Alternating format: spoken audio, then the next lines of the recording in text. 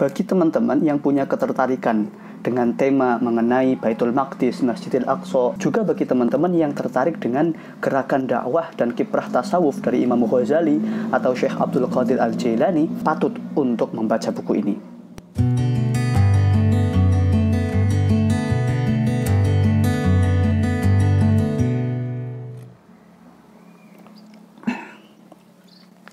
Assalamualaikum teman-teman, kali ini saya akan mereview satu kitab yang sangat menarik dan bagi saya cukup mencerahkan.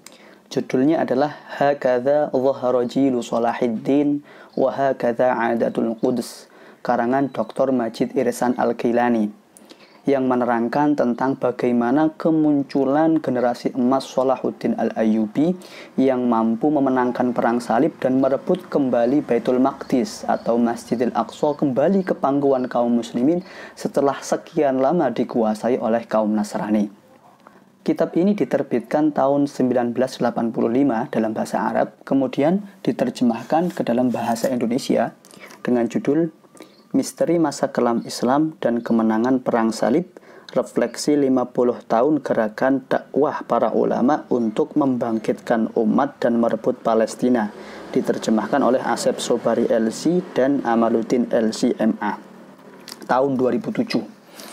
Saya ingat betul mendapatkan buku ini ketika sedang ziarah ke Lirboyo selama beberapa minggu tahun 2009. Jadi terjemah itu saat itu masih baru. Saya mendapatkan buku ini masih baru karena baru diterbitkan tahun 2007, saya dapatkan tahun 2009, dikasih oleh salah satu teman santri di sana, dan saya baca memang sangat menarik dan cukup mencerahkan. Mengapa mencerahkan? Karena buku ini menyajikan realita bahwa kemenangan yang dicapai oleh umat Islam pada perang salib yang dipimpin oleh Salahuddin Al-Ayyubi bukanlah kemenangan yang dicapai karena individu Sultan Salahuddin Al-Ayyubi, bukan karena beliau itu seorang utusan langit, bukan karena beliau itu pahlawan tunggal yang muncul tiba-tiba, tapi ada proses yang sangat panjang yang dilalui oleh umat selama hampir 1 abad sebelumnya yang diupayakan oleh para ulama dalam mendidik umat agar sampai pada satu titik memunculkan, melahirkan sosok-sosok hebat seperti Salahuddin Al-Ayyubi.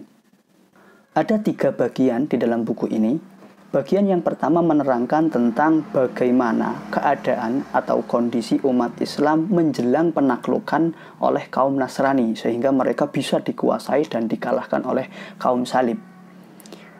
Di situ dijelaskan bagaimana penyakit yang diidap sangat akut oleh umat Islam saat itu, penyakit fanatisme mazhab, perpecahan umat, perpecahan politik, kemudian ada perilaku para ahli sufi yang menyimpang, yang tidak mengindahkan batas-batas syariat atas nama tasawuf dan tidak mengurusi kehidupan dunia sehingga mereka terasing dari kehidupan dan realita. Nah, penyakit-penyakit umat ini yang menggerogoti pemikiran dan keberagamaan umat itu kemudian menjadi sebab keterpurukan mereka dalam hal ekonomi, dalam hal sosial, dan dalam hal politik, sehingga banyak terjadi perpecahan dan kerusuhan yang diakibatkan oleh perbedaan mazhab maupun perbedaan pandangan politik saat itu. Tentu saja hal ini kemudian melemahkan umat Islam dari dalam diri umat Islam sendiri, imunitasnya menurun sehingga mudah dikalahkan, mudah ditaklukkan oleh pihak lain, dalam hal ini adalah oleh tentara salib. Sehingga puncaknya adalah pada tahun 492 Hijriah, Baitul Maqdis dikuasai oleh orang-orang Kristen yang mengakibatkan 70.000 orang dibantai saat itu di lingkungan Masjidil Aqsa. Itu bagian pertama, mendiagnosa apa sih penyakit yang menyebabkan umat Islam begitu terpuruk. Kemudian bagian yang kedua adalah bagaimana upaya yang dilakukan oleh para ulama untuk mengobati penyakit itu. Disebut dalam buku ini dengan istilah islah atau reformasi. Bagaimana para ulama mereformasi atau merevolusi akhlak dan mentalitas umat saat itu sehingga sembuh dari penyakit-penyakit yang sudah disebutkan di bagian yang pertama. Salah satu sosok yang disebutkan dan dibahas secara rinci dalam buku ini adalah Imam Ghazali. Beliau lahir tahun 450 dan wafat tahun 505 Hijriah. bagaimana beliau berhasil mereformasi pandangan pemikiran kaum muslimin saat itu, terutama kaum elitnya, yakni para ulama, baik kalangan fuqaha maupun kalangan sufi. Bagaimana bisa menyeimbangkan antara fikih dan tasawuf, menyeimbangkan antara syariat dan hakikat, sehingga menjadi sosok-sosok yang zuhud, tapi tetap bisa berkecimpung terlibat dalam kehidupan duniawi. Dan Imam Ghazali melakukan ini karena sebelumnya sudah melakukan reformasi terhadap dirinya sendiri, yakni dengan melakukan uzlah sekian lama. Beliau mencapai puncak karirnya sebagai rektor Madrasah Nizamiyah, kemudian menarik diri dari hiruk-pikuk politik dan jabatan itu selama sekian lama, kemudian kembali ke realita, kembali ke tengah masyarakat untuk melakukan reformasi, atau disebut di dalam buku ini dengan istilah islah.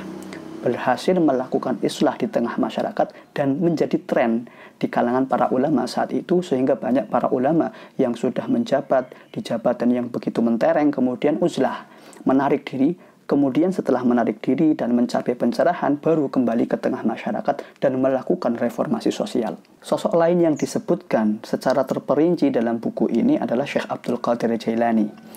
Nah, penulis buku ini, Dr. Majid Ihsan Al-Kilani, memang masih terah keturunan dari Syekh Abdul Qadir Jailani ini. Disebutkan di situ bahwa Syekh Abdul Qadir Jailani yang lahir pada tahun 470 dan meninggal pada tahun 561 Hijriah ini banyak terpengaruh pemikiran Imam Ghazali, dan kemudian menjadi corak dakwah tasawuf beliau dan dakwah tarekat beliau di madrasah-madrasah yang beliau dirikan. Bagaimana madrasah-madrasah beliau ini bisa menjadi agen islah atau agen reformasi di tengah umat saat itu. Termasuk madrasah-madrasah yang berafiliasi dengan madrasah Syekh Abdul Qadir Jailani yang tersebar di berbagai penjuru negeri kaum muslimin saat itu. Hal yang menarik lain yang disebutkan dalam buku ini adalah bagaimana Syekh Abdul Qadir Jailani melalui madrasah-madrasah beliau berhasil melakukan konsolidasi dengan madrasah-madrasah para ulama lain saat itu, sehingga bisa melakukan satu penyamaan persepsi arah dakwah yang sama untuk mendidik kaum muslimin saat itu.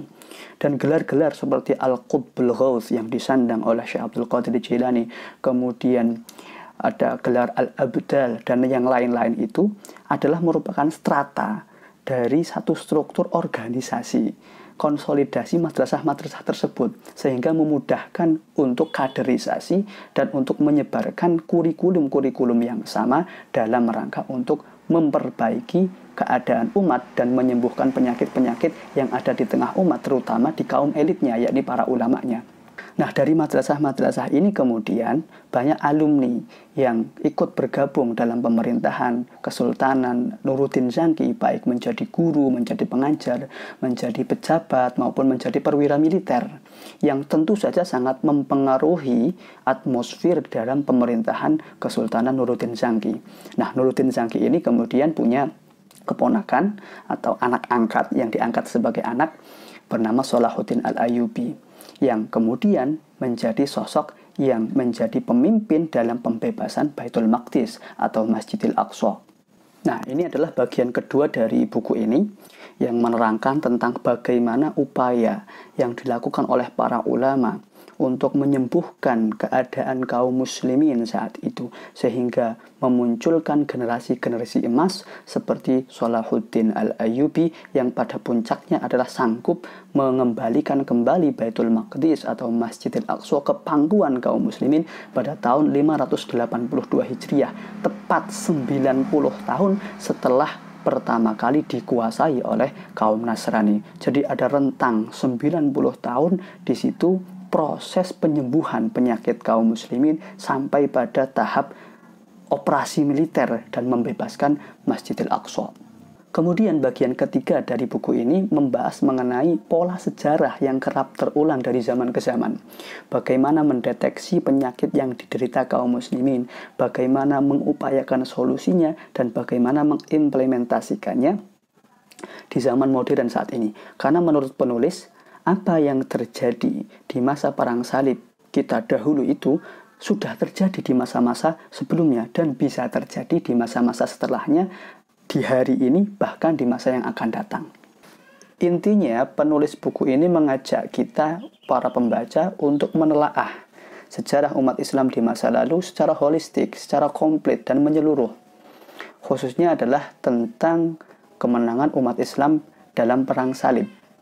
Bahwa kemenangan yang dicapai oleh umat Islam saat itu bukanlah dicapai oleh aksi tunggal seorang pahlawan bernama Sultan Salahuddin Al-Ayyubi, tapi merupakan aksi bersama, hasil dari kerjasama setiap elemen umat Islam yang berlangsung sangat lama, terutama oleh para ulama selama lebih dari 50 tahun seperti Imam Ghazali maupun Syekh Abdul Qadir Jailani dan para ulama lain dalam mereformasi pemikiran umat Islam, dalam merevolusi mental mereka sehingga sembuh dari penyakit-penyakit yang menggerogoti umat saat itu, sehingga siap menjadi umat yang pantas mendapatkan kemenangan yang diidam-idamkan.